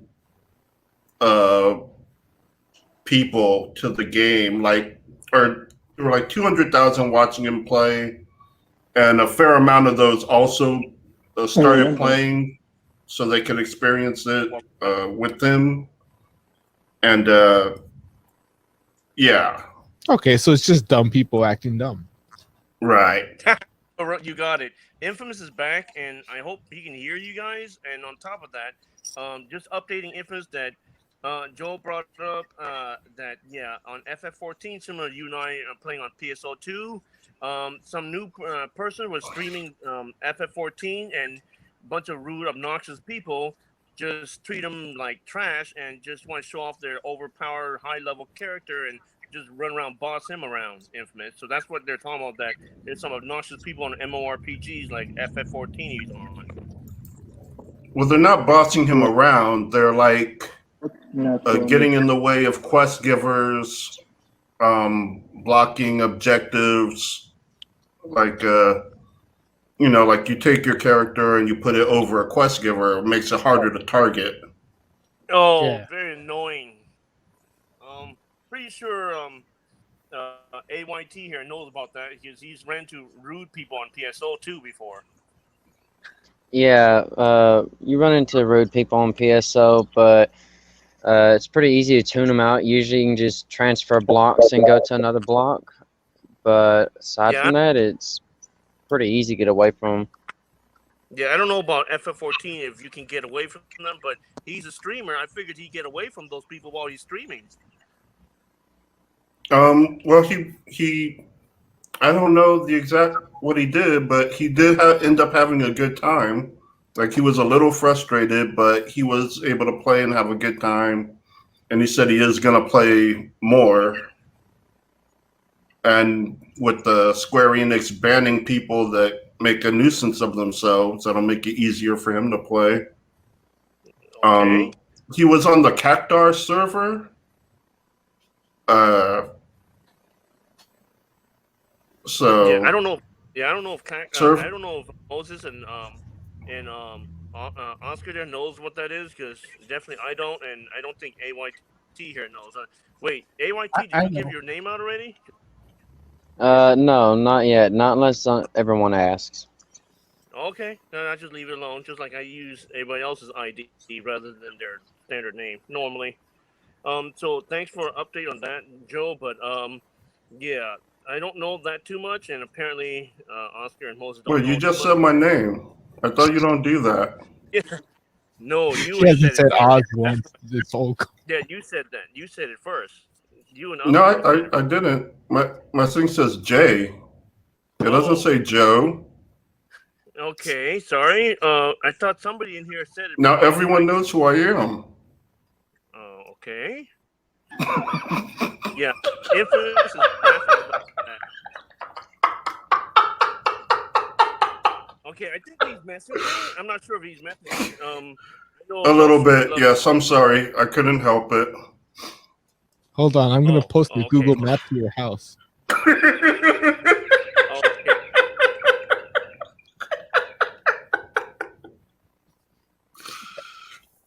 Okay. I'm sorry. Go ahead. What were you saying? Yeah, I was talking about how people do that on Final Fantasy. That those of us who don't play or don't play much don't know what server you're talking about. As for it's not important. It's just it's one of the servers. He was on the Cactar world. It's one of the servers, and that's not really important. I mean, only in that it wasn't my server. Like we're normally pretty nice right. on the server I'm on. You can't really choose your server, right? You just choose the region, and then that puts you in like North America, and it'll put you in whatever server is available. Well, they have like a bunch of servers in each region. Right, but I'm saying you just pick the region, and you don't actually pick like, oh, I want to be on this server specifically. Yeah, you do. Oh, you do? Mm-hmm. Oh. Yeah, like PSO. Yeah, join the Cactar. Yeah, stay away from Cactar. No, join it. Push out the a-holes. He says that. Yes, you have Square Enix ban the rest of them, where you can stream just like that one person and show everybody that, like he just said, and show everybody the a-holes. And alrighty now, you have banned. You have admin. Don't show people your a-hole. No, that's not what it is. Oh, now you can't say a-hole on YouTube. Yeah, one guy earlier did manage to show a body part earlier. Yeah, but that was because it was a medical exam. Okay, he called it that. I'll leave that alone. That's like a can of worms. You don't want to open that. You don't want to open that can of worms. J.J. Abrams is It was more like a can of silly snakes. Infamous, can you join us now? Checking if he can join direct so he doesn't have to go through party chat. All right, Lawrence. I know he's going to be disappointed when he finds out Savior was on and he wasn't there for it. Is Savior on though? Like really? Yeah, Savior's on. Yeah. I thought it was. I'm gonna switch my mic over to my phone. Okay then. Okay, switching away from party. He's joining us.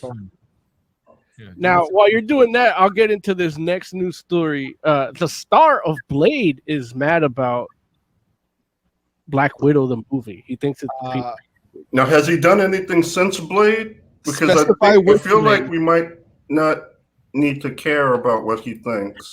I think he was actually in a garbage can for the last 20 years. He do Hello. True Detective with Hey, Infamous. you Blade.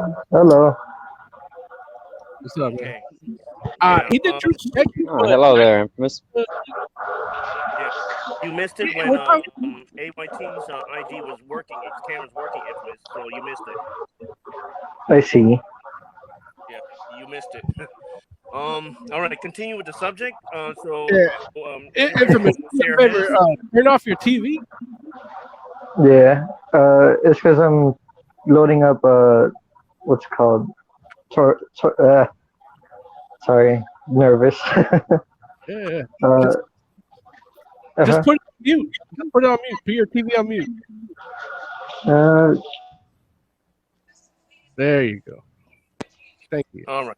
I've got my TV on mute while I'm playing games and stuff. It says I'm on YouTube right now, but I'm actually on SnowRunner waiting for my brother. By the way, AYT or Asuda, you a streamer? Cause I saw you hit that multiple angles for a second. Yeah, I tried streaming for a little bit. Didn't really go so well. I only had one viewer. Don't know who that one viewer is, but they stuck with me for the past few videos. But I'm normally streaming about glitches and stuff in games. Like this one poor kid, their truck was launched all the way up in the air and stuck up there for hours. Yeah, don't let one viewer stop you. We don't. Yeah, we don't. But yeah, Steven Dorff is the guy we're talking about in this news story, and yeah, he's mad. I don't. He's mad about every Marvel movie. I think every time we only hear of him when these movies come out, and he's mad. Like I think the last time he was mad was when they announced that they're bringing back Blade about 5 years ago, and he's like, "Oh, I had an idea about making a story about my character, but it's Scarface, but with vampires." You know, and that's what Steven Dorff's been up to. But yeah, he hates Black Widow, and well, not just Black Widow. I mean, he hates all comic book movies at this point. Yeah, because he can't. I mean, just Black Widow is the next one coming. But the thing is, even like he wasn't a good comic book movie, but it's not like he was the hero. You know, he's just a vampire because he didn't play Dracula, right? No. So yeah, it's. I think he does. I don't think he gets good signage fees at conventions. I think that's what he's mad about. He's not like Walter Koenig or who's the other one, like the Power Rangers. They can charge a good amount for a signature. Where Steven Dorff, I mean, people like him when he was a kid. Because what movie was he at when he was a kid? Like Stand By Me or something. One of those. Was he a Stand By Me kid? I don't know if he was a Stand By Me kid, but he was in one of those like as a kid. Like he was I think was it Phantasm? It was one of those horror movies. He was in The Gate. The Gate, that's the one. Yeah. And he was in other stuff too, but that's the one I remember him as a kid because he looks exactly the same. Yeah. But that wasn't even the good one. Like the second one was way better. Yeah, but you can't have the second one without the first one and Steven Dorff. I mean, he was probably angry at the Great too as well. But yeah, it was a weird clickbait that I clicked because it's like I thought, man, Wesley Snipes is pissed. Yeah. A Demon Slayer movie is taking over U.S. streaming. That's so good, such a great movie. But Demon Slayer, the anime, or a different one than I'm thinking? No, the anime. Yeah, it's the one you're thinking. But what it is, it's okay. They're people are actually watching the series a lot. So I actually spoke to a guy today at work that he's like, I'm on that Demon Slayer. Like his kids watch it, and he's like, he makes them wait to watch when he gets home from work because he wants to watch it too. You know, and he's he's an older working class Mexican dude that you wouldn't expect will watch anime. Like you expect he's the dad. Well, at least I mean, Oz knows growing up in a Hispanic family that tells you you're wasting your time. You got nothing to do, so you're playing Pokemon. Growing up, that was last week. Yeah, I was being a little generous there, but yeah, Hispanics usually don't buy into that stuff. And but this dude's like all in. He's like, and like, oh, you haven't seen the movie? He's like, no, not yet. And but he was really into the like, and that to me is like a litmus test of people actually like. It's in the social consciousness. Like, there's a bunch of people watching it that you don't know are watching. You know. I will say, if I mentioned it's like I don't know if I mentioned this before, but the movie is a continuation of the series, and it does lead into the next season. Okay. So like it's like sometimes a anime movie will have nothing to like can be taken out of it's actually part of the story and a direct link to the next season. I was I don't know, I don't remember if I mentioned it when it came out in theaters.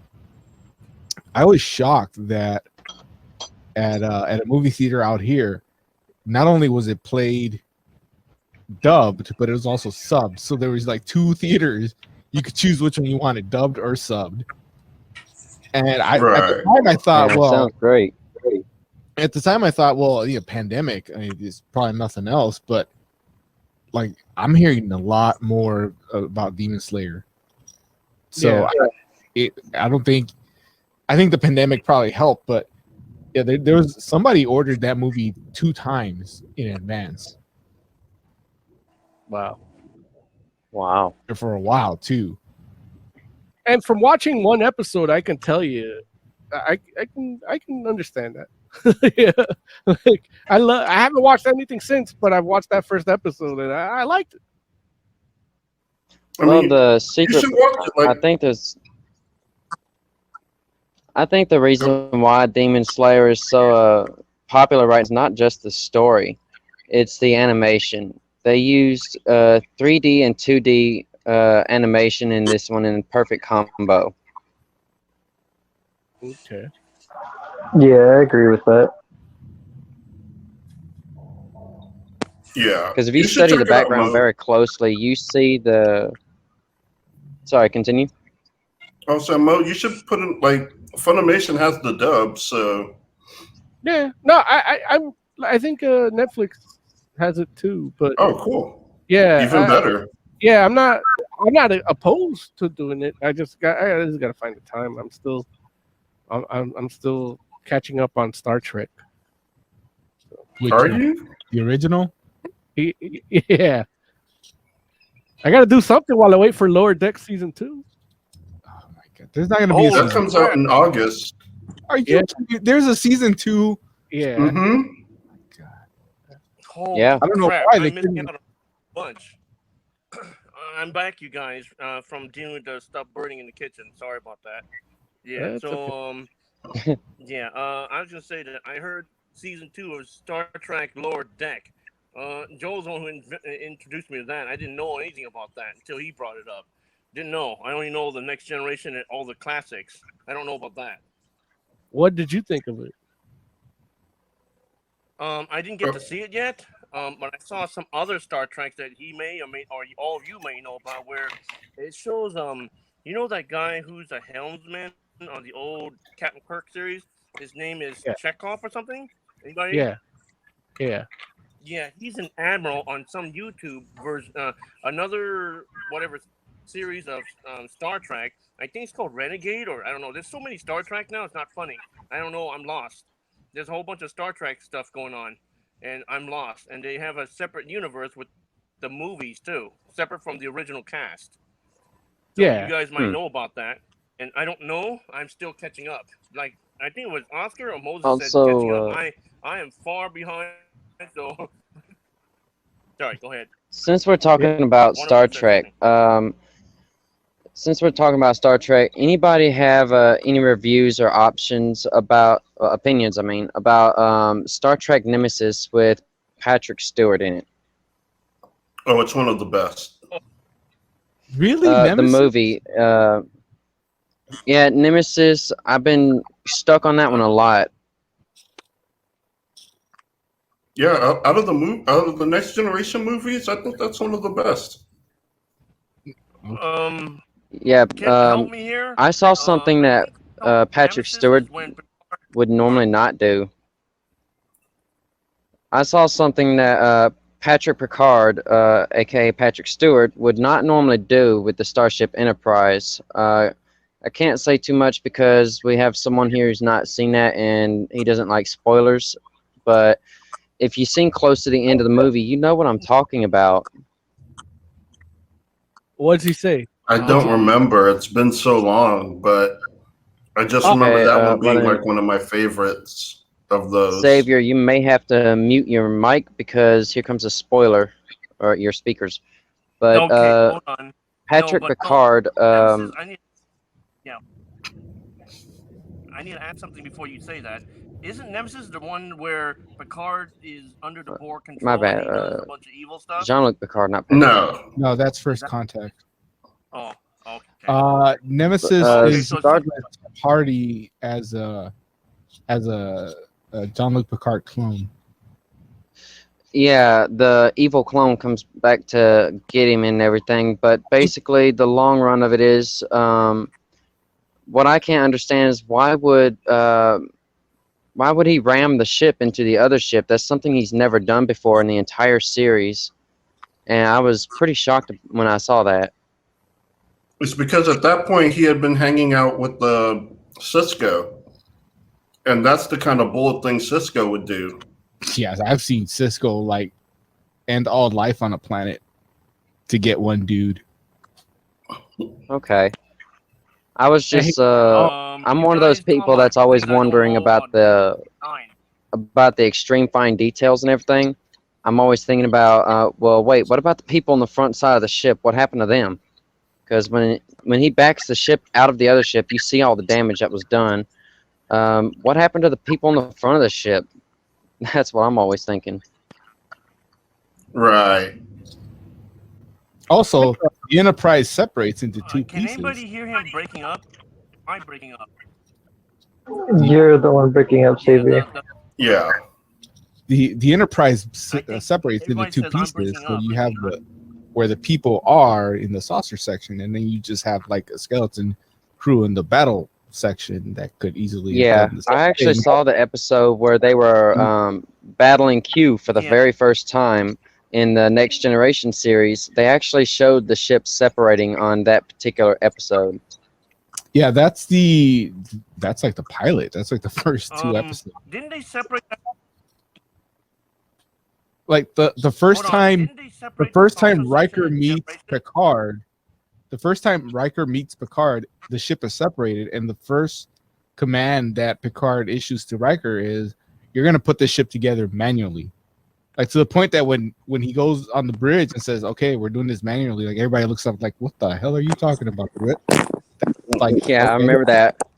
You're spoiling. Worf raised a couple eyebrows. So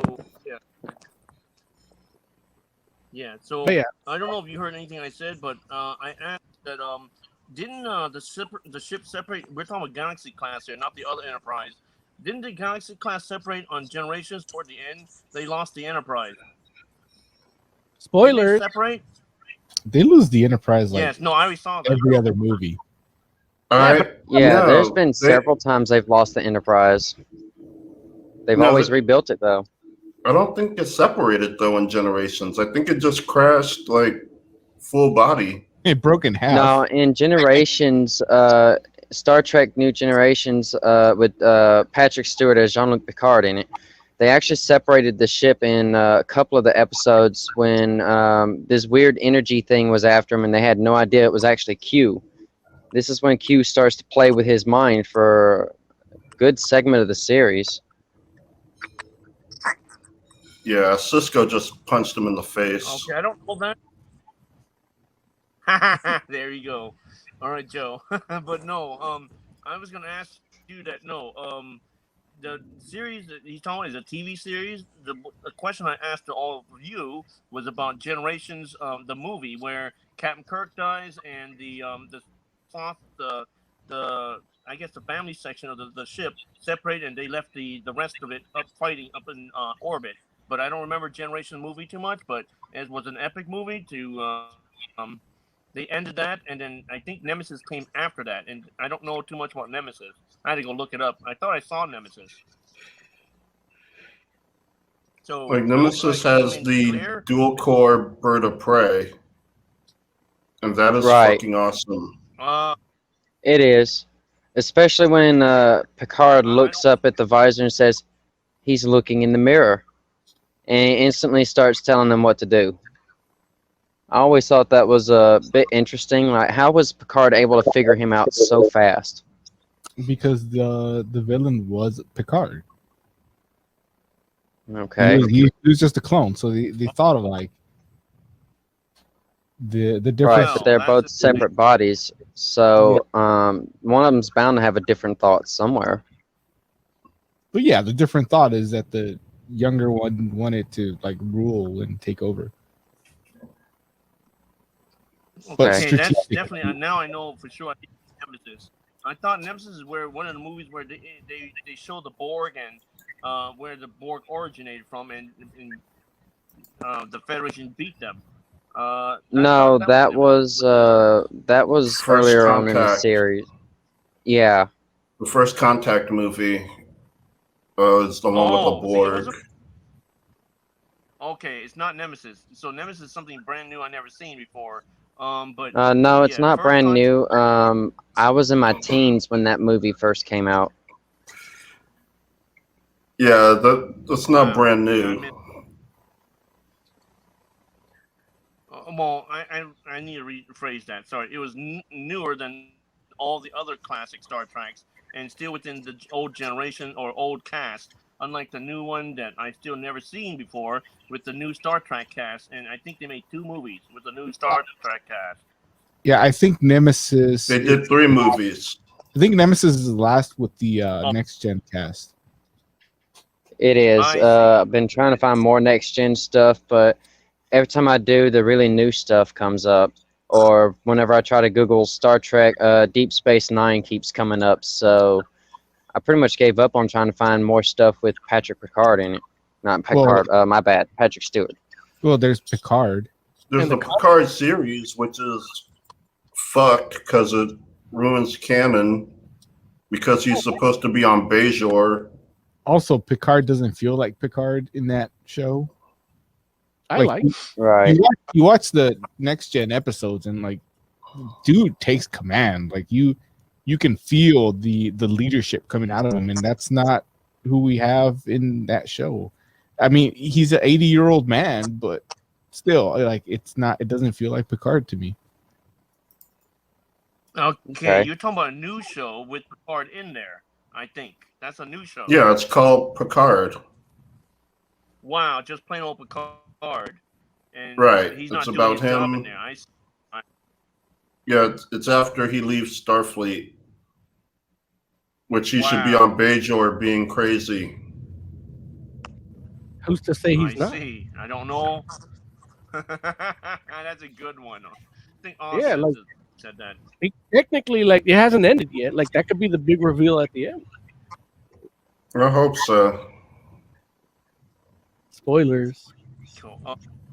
Yes. I don't know about that. I don't know about Nemesis, so I'm still far behind. I thought Oz or Moses here was catching up. I don't know which one said it because I was coming back from the kitchen, but one of them is catching up, and I thought that I'm the one behind everybody, so I would be playing catch up. Yeah, you know things I don't know, like Picard.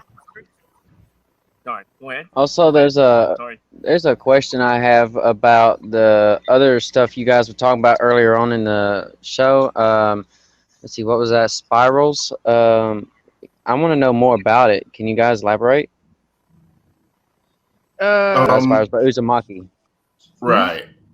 What do you want to know? Like just more in general about what it is? I mean, it's based on Yeah, just more in general. on a manga, right? Or is it an anime? It's a manga. It's going to be an anime next year, by Adult Swim. They're having it made, but it's basically Okay. about people becoming obsessed with spirals and like, why am I having trouble? I just explained what this was.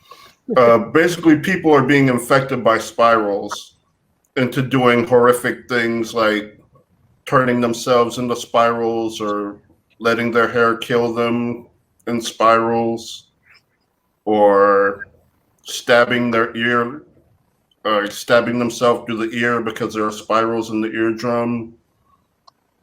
And it's basically just people becoming just like obsessed and insane and infected with spirals. Okay. There's a manga. You're describing. Oh, you said manga. Yeah, there's a manga. It's a really good. The movie is not as good as the manga, but it's decent for representation. I don't know how the anime is going to turn out. Judging by the teaser trailer, it's going to be phenomenal. It's kind of short, like 4 episodes, but it looks phenomenal. It's by Junji Ito. We've talked about him a few times on the show. I feel like he's kind of a favorite of the show. Like we all pretty much like his work. He's a favorite, especially his original stuff. Like when it gets translated, it gets a little dicey. But as far as like his comics, his drawing, his artwork, his horror, like we're fans on the show. Like even Lawrence is like into Junji Ito. and it's on. All right. It's on Adult Okay, Swim. that's So I something think you can new. stream Yeah. that, right? Yeah. Well, it's not out yet. I mean, when it comes out, though, you can stream it. Yeah. If it's like Netflix, not people don't have Netflix. But Adult Swim, anybody can stream it. I think. Right. Yeah. All right. I need to ask this. I'll definitely be looking out for it Hold then. on. Sorry. With that, we're gonna be playing some wrap up. Can you guys hear me? Because I think I'm. Sorry. What? Yeah, hello? What? Yeah, I'm just checking that. I think because I hear you guys breaking up, you be hearing me breaking up. Hello? No, we hear You you. are breaking up just slightly on my end, but not by much. Okay. Yeah, I'm like Asana. Alrighty. Oh, okay, so that means you hear me breaking up a little bit, but you guys are all breaking up really horribly on this side, so I'm getting bits and pieces. It's not good. I was asking Joe there that is a show like your Paranoid Agent you lent to Don't Shoot Me and Me, where it's a bunch of psychological stuff. The new Spiral you're talking about, is that like Paranoid Agent? No, it's not psychological. It's pure. It's like body horror. It's more like what am I trying to say? Tactile. Like it's not a psychological horror. It's like sensory. Yeah, it's sensory horror. Speaking of, I see. You mean Paranoia like Agent, though. Speaking of Paranoia Agent, that's available for purchase on Amazon Video now. Like if anyone wants to rebuy it or watch it again. Okay. It's awesome. It has one of my favorite episodes of anything ever. But I've talked about that before. I believe Mo was about to play that wrap-up music. Yeah. That time. It's that time. This is the time where we give our final thoughts, what we would like the audience to take away from us. And I'm going to start with our guest today, AYT, Asuna Yuki TGV, man. What are your final thoughts today? My final thoughts for today is I'm definitely going to have to check out the UZUMAKI thing. As far as Venom goes, I only know so much about it from the movies, so I'd have to read that and then I'll have to give you an opinion on it. But based on what you guys said about it, I'm gonna have to say it sounds pretty interesting, and so you have my vote for it. Sounds good. Xavier, give us your final thoughts. Yes. Yeah, I've been a fan of Spider-Man, uh, Venom, and generally a lot of things Marvel. So I'm looking forward to collecting the first movie, which I didn't see yet, and then when the second movie comes out, I'm definitely gonna buy that, unless it streams out first, and I'll watch it, and then I'll still buy the Blu-ray. Gotta warn you guys, yeah, iPad's dropping, so I might lose you guys soon. As for the other stuff you talked about, I don't know yet. I have to go with Joe and AYT here to follow them and learn more about what you guys talked about. And for Infamous, he's a fighting fan. Ask him about a fighting game, which has Marvel and DC in it. I hope you heard that. I don't know if I'm coming through. Yeah, we heard it. Infamous, give us your final thoughts, man. For me, I'm mostly lost and I had no idea what was going on, but I'll check out the Uzumaki one whenever that one comes out. Joe, man, give us a final. Final thoughts. I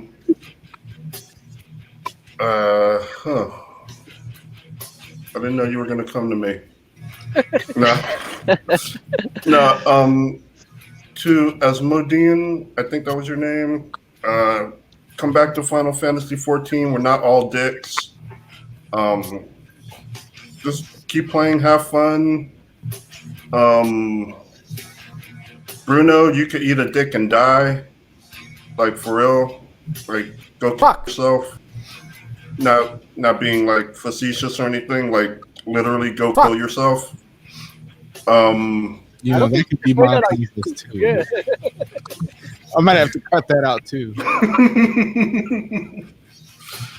And I want to say thank you to our guests, Asuna, Savior, Infamous. Thank you for coming on and conversing with us.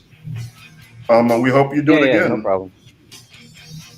I'll definitely try in the future, man. I tried in the past a lot, but ran into glitches and problems.